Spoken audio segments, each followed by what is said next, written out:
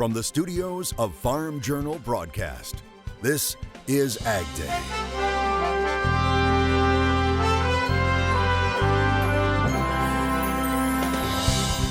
Coming up on AgDay, a farmer continuing to make his dreams come true.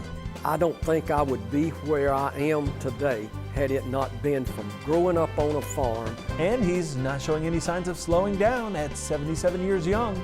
Coming up today on AgDay, what were the costliest decisions in 2019? We'll have those from Precision Planting's Winter Conference this year. And when could we see some gains again in the market? Good morning, I'm Clinton Griffiths. The grain markets continuing to struggle to find ground with corn and soybeans falling into the red during Tuesday's trading session. Soybeans seeing double-digit losses. ProFarmer reporting soybeans are at fresh 5-week lows. Soybean meal futures are down about $1 and soy oil down 60+ cents. ProFarmer blaming the drop on a lack of sales announcements to China despite rumors of some buys. One analyst believes the bulls simply ran out of momentum. Now with the bulls not having another story to talk about, this market just seems poised for a setback here a little bit. Maybe hit the reset button again. Funds are very flat, the soybean futures, and it can go either way at this point. My biggest thing over the weekend, we came back this week and we don't have a weather scare in South America. So I'm not that bearish at these prices. I think the fact that South America has a good crop brings a lot of world supply onto the market. But again, we're going to force China to buy a certain amount. Does it really matter? Bossy believes a new mysterious illness in China is also affecting equity markets right now. Chinese officials now saying 6 people have died from the flu-like coronavirus. There are more than 300 confirmed cases, including a case in Washington state. In China, the country's officials warning anyone withholding information on the virus will face severe punishment. This comes during a time when the Chinese New Year is only a couple of days away. The World Health Organization saying in a tweet the latest outbreak had most likely started with an animal source. And what about those big China buys? When could they happen? Ag Secretary Sonny Perdue talking about it at the American Farm Bureau's annual convention. It is expected that the trade won't start right away. You'll see it build into a crescendo. It may be the summer or the fall when we really see the full benefit of that $40 to $50 billion. Perdue pointing to the purchase commitments by China in the Phase 1 deal that he believes will alter China's usual pattern of buying U.S. ag goods in the fall and winter, saying he expects they will buy earlier. Farm Bureau economists also expecting shipments to take time. But it does say that the total amount of purchases will be completed over the course of 2020. So that could mean that we won't see significant purchases of certain commodities until the actual season they're harvested. So we might not see those big purchases of soybeans or corn or any of similar until October, November, December of 2020. To hit that $40 billion mark the next 2 years, market analysts expect more than just soybeans to be delivered. The chief ag negotiator for the U.S. Trade Representative's office, Greg Dowd, says he expects some shipments to include products many haven't even considered. We saw the pet food industry grow. I think our exports to the world of pet food to China grow 44% this year so far. We think that's potentially a $500 million market. So you add distillers grains, ethanol, and that, then you go into the wheat, cotton, corn, soybeans. Dowd says if China fills its tariff rate quota, which he expects them to do, it would be the first time since 2001. President Trump in Davos, Switzerland, touting the U.S. economy and also talking trade. The president addressing the annual World Economic Forum. The speech coming just hours before his impeachment trial was reconvened in the U.S. Senate. Under our new Phase 1 agreement, Phase 2 is starting negotiations very shortly.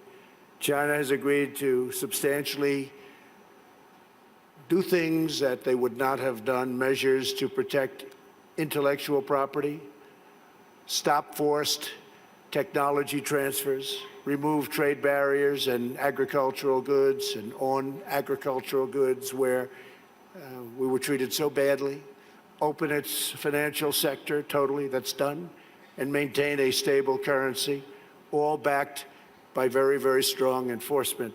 While in Davos, the president held his first meeting with the new European Commission president. Speaking with reporters just before the meeting, the president said the two would discuss a big trade deal with the European Union. I would say trade right now and a deal between ourselves and essentially Europe is something that we all want to be able to make. The American people and the European people are good friends, and this is what we're going to build on. And indeed, we have issues to discuss, and we will negotiate, but I'm looking forward to this relationship. Thank you so much. A cold start to the morning in many parts of farm country, but a bit of a warm-up is on the way. Meteorologist Cindy Clausen joins us now with more. Cindy. That's right, Clinton. It's been very cold, especially in the north central United States, but we do expect to see some warmer temperatures today. Still in the teens this morning for parts of the upper Midwest and the northern plains. But as we get into the afternoon, we'll be out of the teens like we were seeing yesterday and into the 20s and even some 30s there. So definitely some warmer air will be on the way. And as we finish off the afternoon, look at that, temperatures close to 30 degrees even in Bismarck. All right, but some producers are still trying to finish last year's harvest. Chase Marker of North Dakota sending us this picture.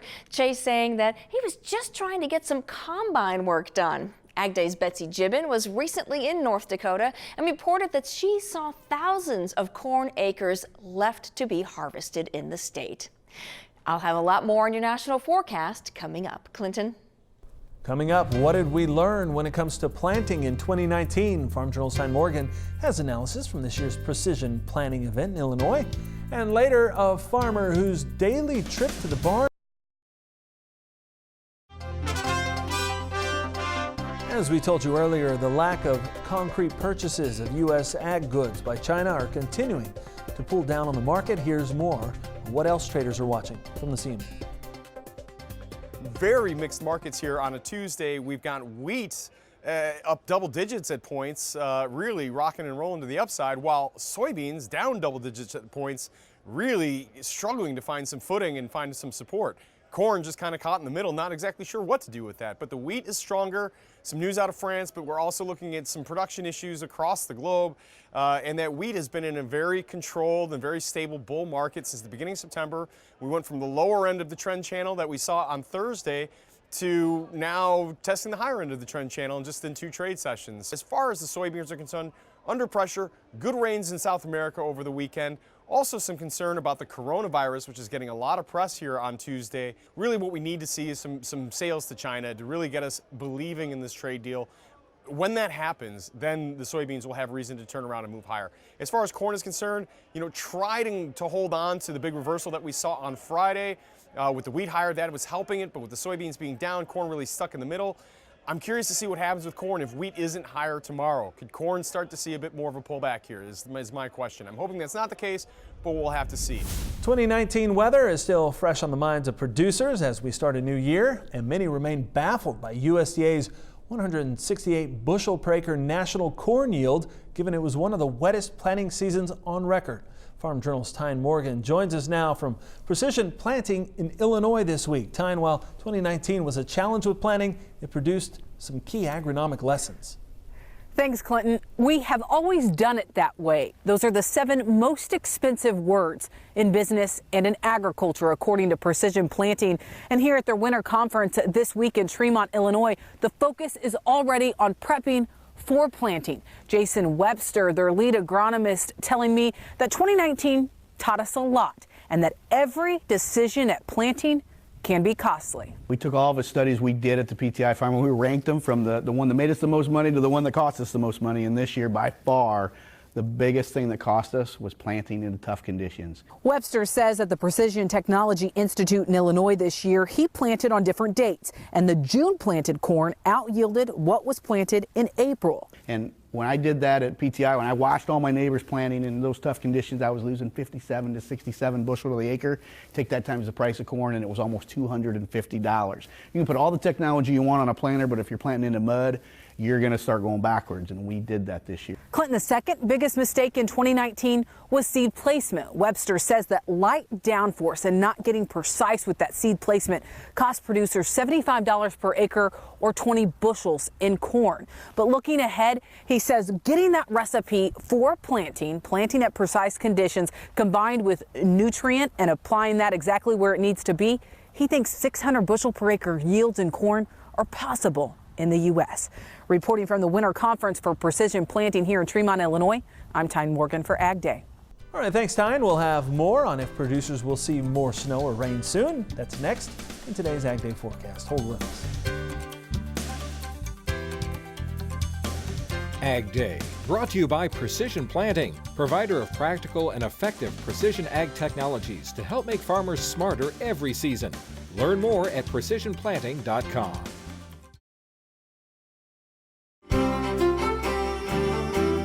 Meteorologist Cindy Clausen taking a look at our national weather map. And Cindy, that storm right there in the middle of the country looks like it's kind of picking up speed now. Yeah, you know, we've been seeing a lot more of that lately. It's been a quiet winter for a lot of areas, except for especially the upper Midwest. They've been kind of hit and hit and hit, but we're finally starting to see more of a winter-like pattern even in the nation's midsection.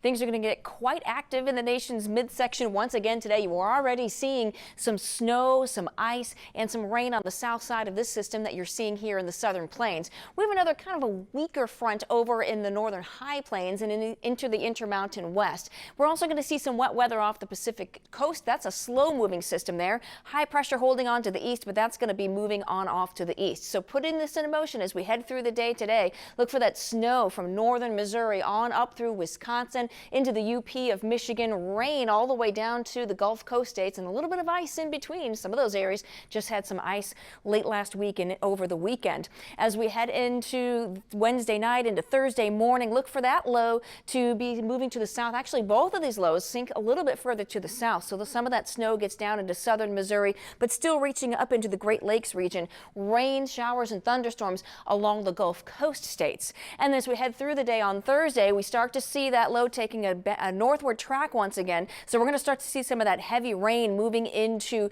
parts of Kentucky and Tennessee as that starts to move on off to the northeast, with the snow on the northern side of that. We'll start to see all of that eventually moving off to the east, but at least the east coast has a break for much of it for the next couple of days. Wet weather will continue, though, in the Pacific Northwest.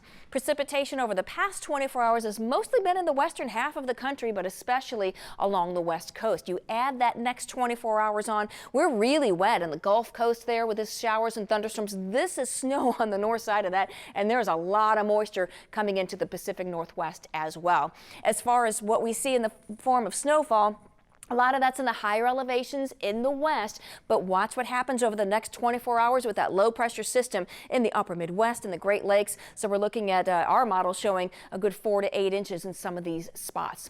Now, temperature wise, as we mentioned earlier, we are warming up. Look at that this afternoon, a return to the 30s in the north central United States. We'll still be a little cool in the 20s in the far northeast. Getting into the overnight hours, we see those temperatures slipping back down into the teens for parts of the upper Midwest. A lot of 20s and 30s across the nation's midsection. And then as we head into tomorrow, we're going to see similar temperatures in most areas. Still fairly normal in a lot of spots, but a little cool, especially where we have all of those clouds and rain in the south central United States. Quick look at the jet stream, and what we have going on is a cut-off low, and that keeps the colder air a little bit further north into Canada. But boy, are we going to see a kind of stronger storm system in the form of bringing a lot of rain and snow along its way. So that's going to be moving off into the northeast as we get into the weekend. Another kind of quick ridge comes through, but another trough into the middle part of next week. That's your national forecast. Now let's check on the weather where you live. Klamath Falls, Oregon, rain and snow showers for you today with a high of 40 degrees. Fairfield, Iowa, warmer with snow showers and a high of 32 degrees. And Middleburg, Virginia, sunny and warmer with a high of 41. Coming up, a big event this week showcasing what's new in pork. And later, meet a man who will renew your spirit this morning. One farmer's determination to rise to new levels. Coming up.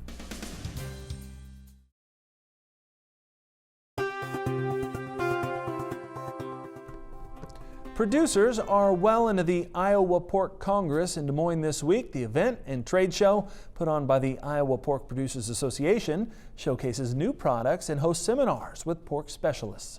I do think we're going to see a heightened interest this year in the winter pork trade shows because of World Pork Expo being canceled last year.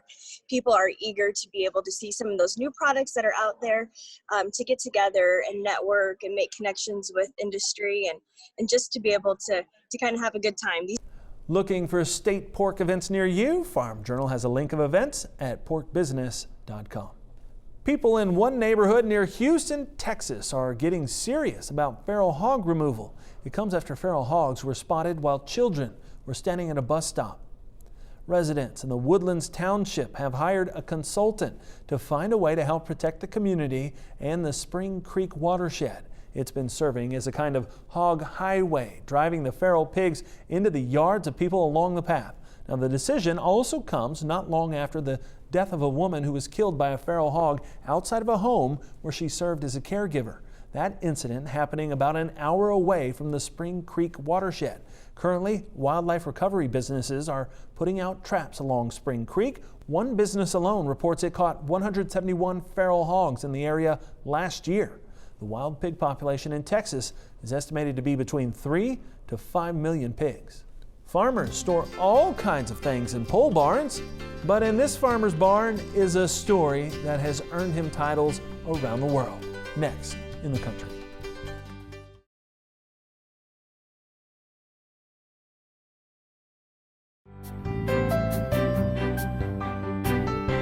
Lots of producers heading to the pole barn this morning to do their morning task, but as Ray D'Alessio of the Georgia Farm Monitor shows us, one farmer heads to the barn for a different reason. Each morning, Cook Holliday makes the short walk from his house in Walton County to this, by definition, a pole barn. But it's not just a pole barn in the traditional sense. You see, at the tender young age of 77, Cook Holliday is an accomplished pole vaulter. And this, well, this is where he keeps his poles and the occasional piece of farm equipment. But to understand Cook Holliday and his love for pole vaulting, you must first take a trip back in time, 70 years to be exact.